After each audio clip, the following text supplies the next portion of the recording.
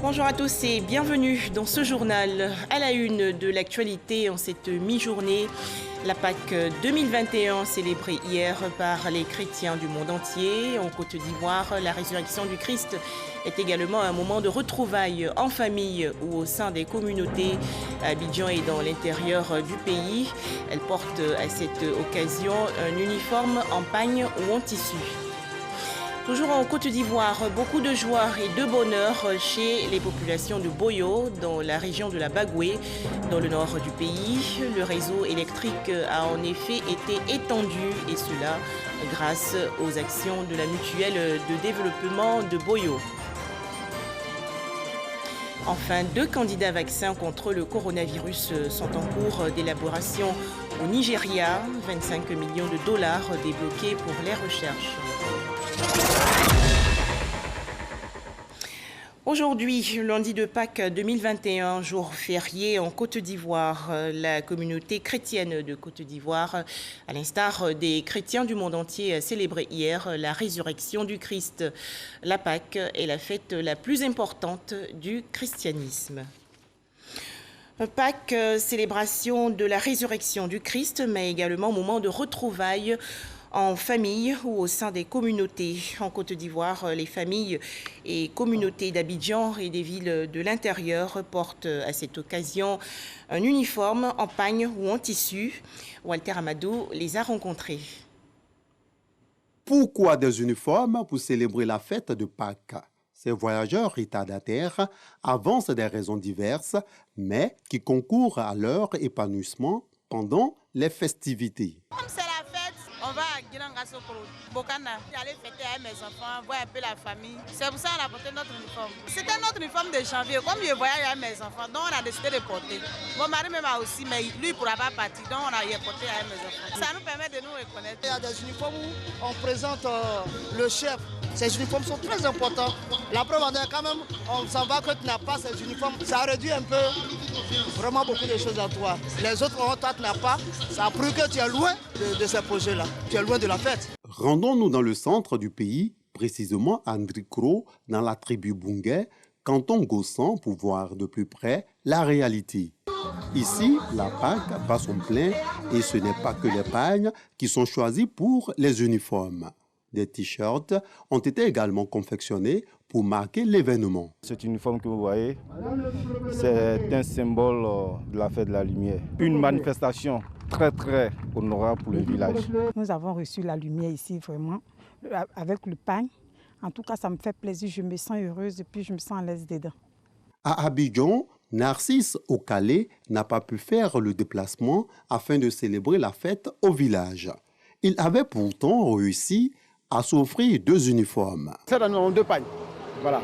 Un pour le dimanche et un pour le lundi. J'ai débauché mon couturier. Franchement, il ne les a pas fait. Donc j'étais fâché, j'ai retiré mes pagnes. Je vais donner à un autre couturier. C'est pour éviter pareille situation que ces femmes ont décidé de valoriser la tenue traditionnelle. Vêtues de pagnes tissées, avec un t-shirt, elles prennent du bon ton dans ce maquis de la commune de Yopougon qui fait la promotion de la musique baoulé. À l'époque, notre maman, pendant la fête de Pâques comme ça, elle se met en tenue traditionnelle. Donc nous, les enfants, nous avons gardé cette image-là. Donc franchement, quand Pâques arrive, se mettre en pantalon, en robe, on ne se sent pas au fait. On veut se mettre en tenue traditionnelle. Quand c'est comme ça, on se sent au village. Même si on est à Abidjan, on se sent au village. Mettre en avant la culture baoulé. L'ambiance va se poursuivre jusqu'au petit matin, comme pour dire que la fête de Pâques, ce n'est pas seulement au village. Des vivres et non-vivres remis récemment aux fidèles chrétiens du diocèse de Gagnoa dans la région centre-ouest du pays à l'occasion de la célébration de la Pâque 2021. C'est un don du président de la République Alassane Ouattara. Les détails, Mamadou Kouassi. Ce sont plusieurs cartons et sacs de riz, du sel, de pâtes alimentaires, du sucre, du lait et des bidons d'huile ainsi que du savon. Un don du président de la République Alassane Ouattara à la communauté catholique chrétienne de l'archidiocèse de Gagnoa. Représentant l'évêque de l'archidiocèse de Gagnoa, le père Anselme Dango, a salué l'action du président de la République, Alassane Ouattara, qui a mis en mission la secrétaire d'État, Miss Belmondo Dogo, fille de la région. Il a assuré que ces dons iront aux prêtres et fidèles des 42 paroisses que compose l'archidiocèse de Gagnoa. Cela montre aussi la proximité du gouvernement auprès de sa population. Soyez rassurés de nos prières pour qu'il y ait la paix dans notre pays, la cohésion sociale. Soyez rassurés aussi de nos prières pour que ce gouvernement puisse s'atteler à ce que chaque citoyen, chaque membre de ce pays ne manque du pain quotidien. Représentant la secrétaire d'État, Miss Belmondo Dogo, le préfet de la région du Gor, Lassina Fofana, a indiqué que cette action sociale s'étend toutes les régions de Côte d'Ivoire et marque l'engagement du président de la République, Alassane Ouattara, aux côtés des chrétiens catholiques, en cette période de partage et de prière. Et demander aux guides religieux de prier pour le pays, de continuer de faire en sorte que dans les paroisses, dans les églises, il y ait un appel à la cohésion, un appel à l'entente. Donc c'est l'objet de notre présence pour indiquer que le gouvernement est à côté des chrétiens en ces moments de prière, en ces moments de partage. Ce don réceptionné va servir aux structures caritatives et aux personnes démunies en cette période de fête de Pâques. Des vivres et non-vivres remis à la communauté chrétienne de Côte d'Ivoire, toujours à l'occasion de la Pâques 2021. Une initiative du président de la République, Alassane Ouattara. Les fidèles chrétiens de la région du Poro, dans le Nord, ont exprimé récemment leur reconnaissance au chef de l'État lors d'une cérémonie. Soro Corona de RTI Boaké. Caritas Korogo, lieu choisi pour la remise officielle du don du président de la République Alassane Ouattara à la communauté chrétienne de la région du Poro, don constitué de vivres et de non-vivres. Ce soutien du président vise à permettre à la communauté chrétienne de célébrer en toute quiétude la résurrection de Jésus-Christ, sauveur de l'humanité. Le don a été remis par le ministre Bruno Koné. Ce moment, il est bon de le mettre à profit pour aider. Le mettre à profit pour apporter du soutien aux plus démunis, à ceux qui souffrent. C'est la symbolique qu'il faut voir dans ce geste du chef de l'État, qui est un geste national. Les bénéficiaires ont traduit leur gratitude aux donateurs, le président de la République. Les chrétiens se sont engagés à multiplier les prières pour la paix et la cohésion sociale en Côte d'Ivoire. Au président, nous disons merci. Ce n'est pas la première fois qu'il pense aux communautés religieuses, aux communautés catholiques, le Korogo, et donc nous souhaitons vraiment de continuer dans ce sens, d'aider les personnes qui sont dans le besoin. Ce don du chef de l'État a été distribué à la communauté chrétienne dans toutes les régions du pays. Des images à présent. Bientôt la construction d'un foyer des jeunes dans le village de Assé-Mbo, dans la région centre du pays. C'est une initiative de la mutuelle de développement. Objectif, améliorer les conditions de vie des populations. Deuxième titre de ce journal, le village de Djogonon dans la région centre du pays, désormais connecté au réseau électrique national. L'électricité à la portée de tous. Les populations ont donc exprimé leur joie de pouvoir célébrer la Pâques 2021. Kwadio Kwame de RTI Boaké. Djongonois, village de la sous-préfecture de Djibri Assirko, peuplé de plus de 3000 âmes, ne déroge pas à la règle. La mutuelle du village a choisi le week-end pascal pour organiser une fête de la lumière.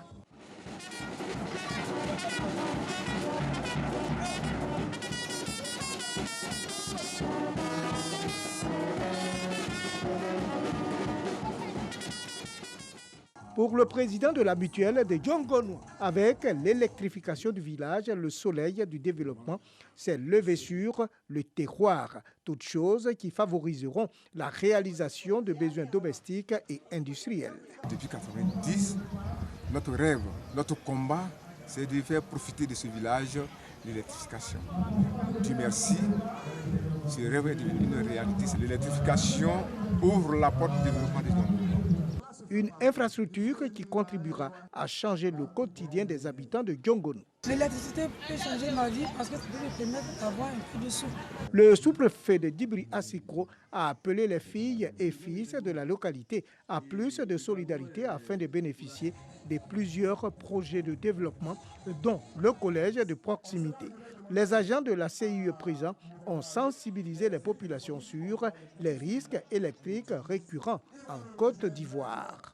Chaque génération doit apporter sa pierre à l'édification de Diongonou. Après l'électrification, reste à réaliser l'adduction en eau potable, un centre de santé et l'achèvement de l'école du village.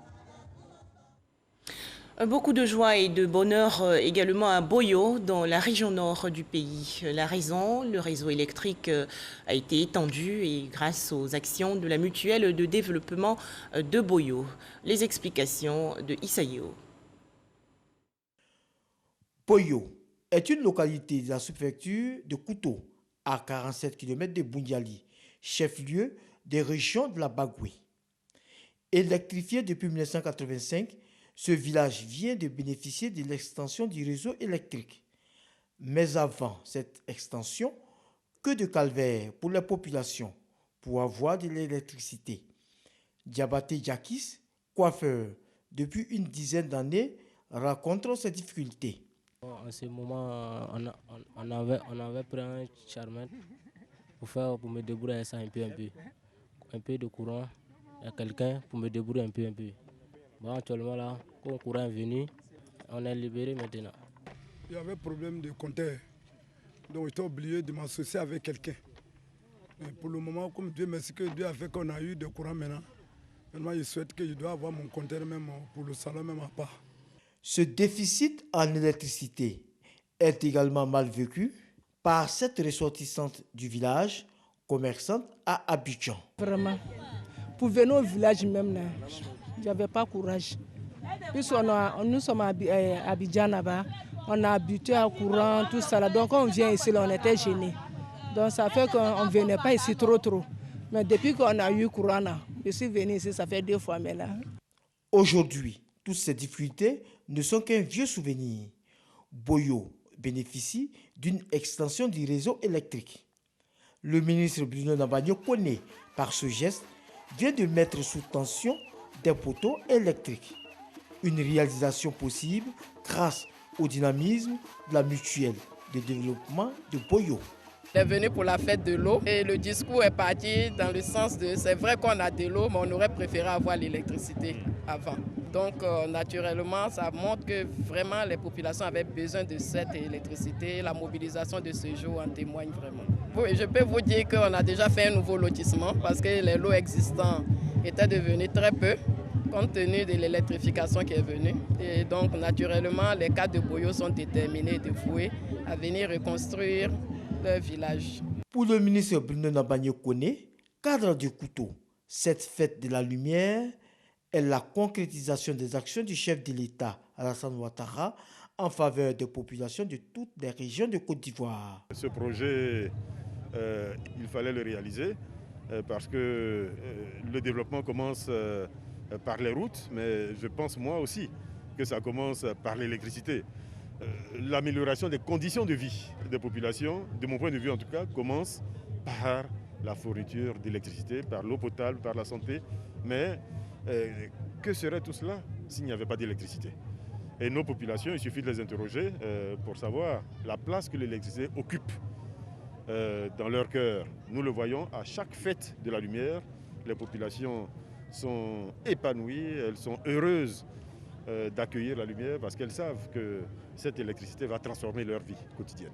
Le parrain de la cérémonie, fils adoptif de Boyo, Lansine Diaby, par ailleurs directeur général du FER, Fonds d'entretien routier, et député maire de Samatigila, se dit honoré par cette invitation. Kouto m'a adopté et en vivant la réalité des populations, la politique du président Alassane Ouattara, c'est d'apporter des réponses concrètes aux préoccupations de nos concitoyens.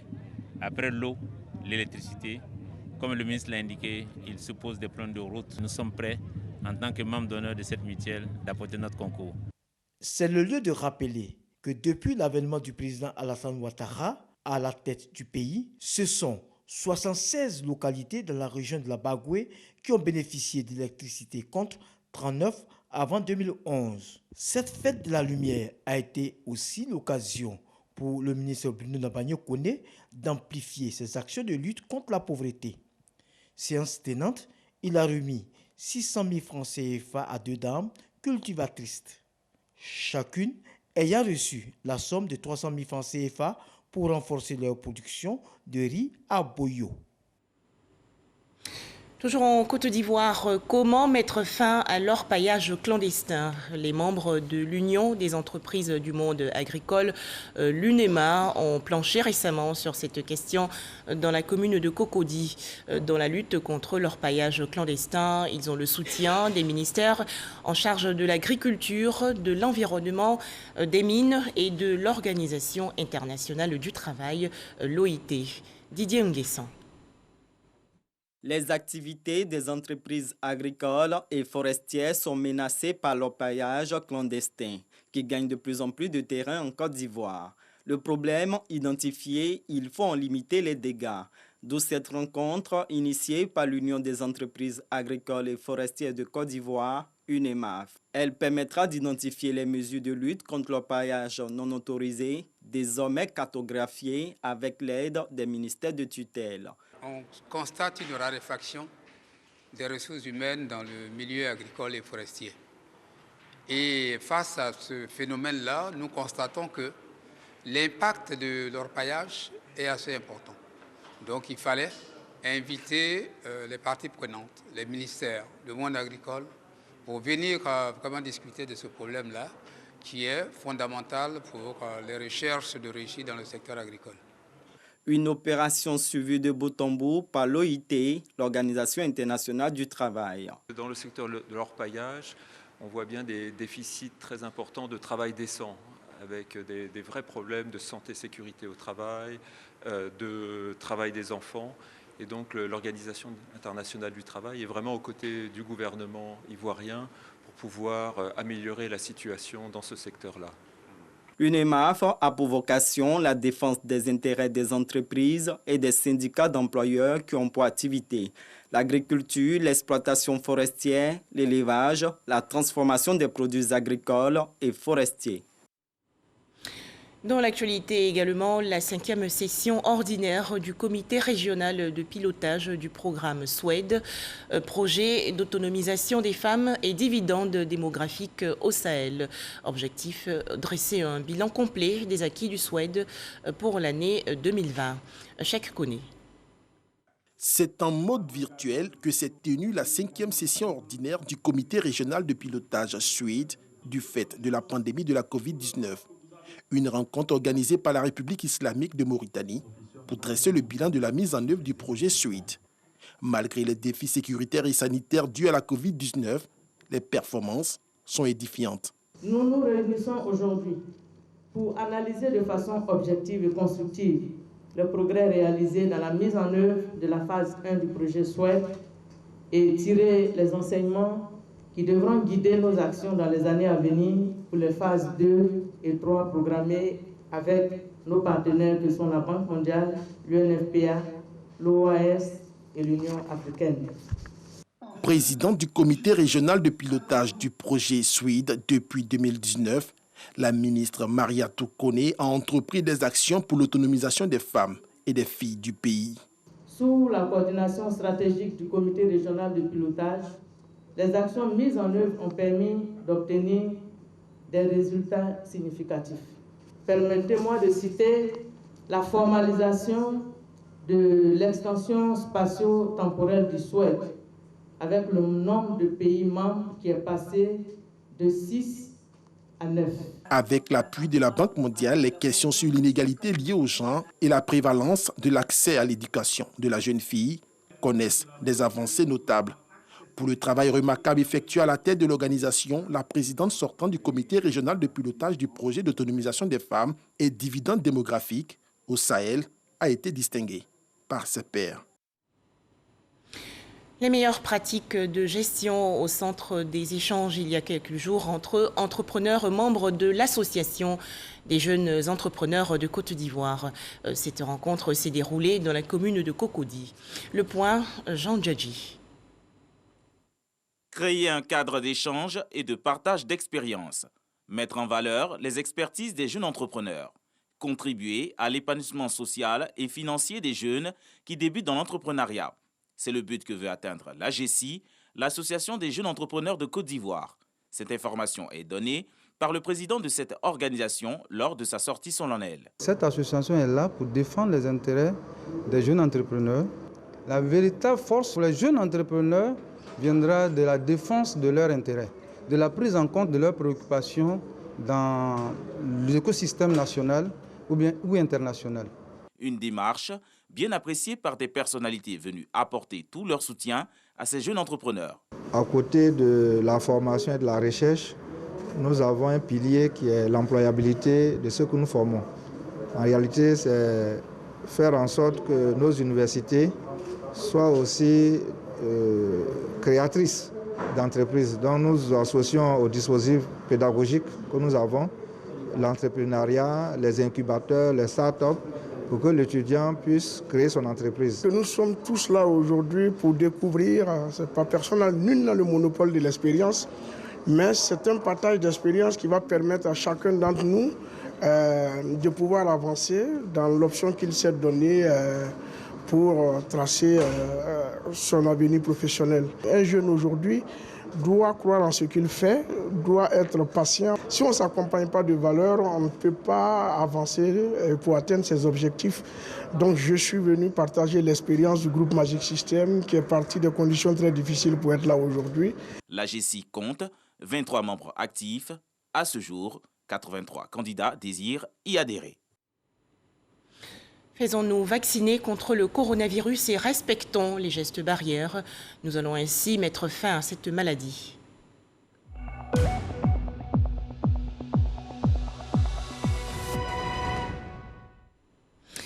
En Côte d'Ivoire, 131 nouveaux cas de coronavirus enregistrés hier par le ministère de la Santé et de l'Hygiène publique. Le pays compte actuellement 44 749 cas confirmés de coronavirus, 42 071 personnes guéries, 255 décès et 2423 cas actifs. Le ministère de la Santé et de l'Hygiène publique rappelle aux populations que la vaccination contre le coronavirus est gratuite et que les gestes barrières doivent être renforcés. Le Nigeria, dans la course au vaccin contre le coronavirus, le pays a en effet annoncé récemment qu'il progresse dans ses recherches. En janvier dernier, Abuja a débloqué une enveloppe de 25 millions de dollars pour mettre au point une réponse vaccinale locale. 2 candidats vaccins sont en cours d'élaboration dans le pays. En Côte d'Ivoire, une ambulance pour le centre de santé de Bodonon et la réhabilitation de l'hôpital de Fono-Vogo dans la région nord. Une action généreuse du député Amadou Koulibaly, dit AMS. Objectif, améliorer la qualité de vie des populations. Ami Sissoko. À peine élu, le nouveau député RHDP de la sous-préfecture de Korogo, Amadou Koulibaly dit AMS, de nouveau sur le terrain dans sa circonscription. À Bodonon, il est revenu non seulement pour leur témoigner toute sa gratitude après sa brillante élection aux législatives, avec un taux de plus de 98% des voix, mais honorer également un des vœux chers à cette population. L'acquisition d'une ambulance par ce village situé à environ 15 km de Korogo. Un geste apprécié à sa juste valeur par les bénéficiaires. Se joignant à moi, la population de Bodonon exprime sa reconnaissance au donateur et lui dit merci du fond du cœur pour ce geste de haute portée sociale et d'une importance vitale. Vous venez de renforcer les capacités d'évacuation sanitaire d'une des zones les moins pourvues en ambulance de notre département. L'accès aux soins de référence sera donc plus facile et contribuera à la réduction des décès mortels. À Fonovogo, le centre de santé qui avait été décoiffé par une tornade et le logement de la sage-femme qui était entièrement réhabilité avec le concours de l'honorable Amadou Koulibaly. À ses côtés, le préfet des régions du Poro, André Ikbonou, pour la remise. Toutes ces actions s'inscrivent dans la continuité du programme social à impact rapide du gouvernement. Nous sommes heureux de venir ici aujourd'hui pour pouvoir remettre ce centre de santé au nom certes du chef de l'État, mais surtout dans le respect de la mémoire d'Amadou Gon qui avait voulu sa réhabilitation. Pour que très rapidement, ce centre de santé reprenne son fonctionnement. D'autres remises d'infrastructures socio-économiques de base dans la sous-préfecture de Korogo sont prévues par le député Ams, par ailleurs directeur des affaires extérieures de la présidence de la République. Chants et danses traditionnelles ont meublé également l'événement. Retour dans le district d'Abidjan pour découvrir un établissement public préscolaire rénové et entièrement équipé dans la commune d'Adjamé, une initiative de la Jeune Chambre internationale qui vise à améliorer l'apprentissage des jeunes enfants à l'école. Astou Touré. L'école primaire préscolaire Harris, totalement rénovée. Il y a quelques mois, la direction de cette école maternelle lançait un cri de cœur à toute bonne volonté pour sa rénovation. Message bien perçu par la Jeune Chambre internationale Abidjan Élite qui a décidé de voler au secours des tout-petits en améliorant leurs conditions d'apprentissage. Pour nous, nous sommes conscients que l'éducation est l'arme la plus puissante pour changer le monde. Et la Jeune Chambre a vocation à vouloir faire de notre communauté un monde meilleur. Et pour nous, il est important que nous commencions depuis le bas pour remonter la pente. Une action de haute portée saluée à sa juste valeur. C'est une action très noble que je souhaite que cette action continue et que l'éducation fortifie la nation pour que la nation devienne encore plus grande et plus resplendissante. Reconnaissante pour cette action, la directrice de l'école dit merci aux généreux donateurs. Je suis heureuse, vraiment, je ne sais pas, les mots me manquent même. Merci même là, c'est petit dans ma bouche. Donc je ne sais pas, c'est Dieu. Je prie pour que ce qu'ils ont commencé aille de l'avant. Pour qu'ils fassent ça ailleurs aussi pour nos enfants. L'école a été rénovée à hauteur de plus de 14 millions de francs CFA. Agir pour mettre fin à la haine sur le réseau Internet. C'est une initiative de l'Organisation des Nations Unies pour l'éducation, la science et la culture. L'UNESCO a donc organisé récemment des sessions de formation à l'endroit des femmes blogueuses. Serge Collia. L'UNESCO mène le combat contre les discours de haine.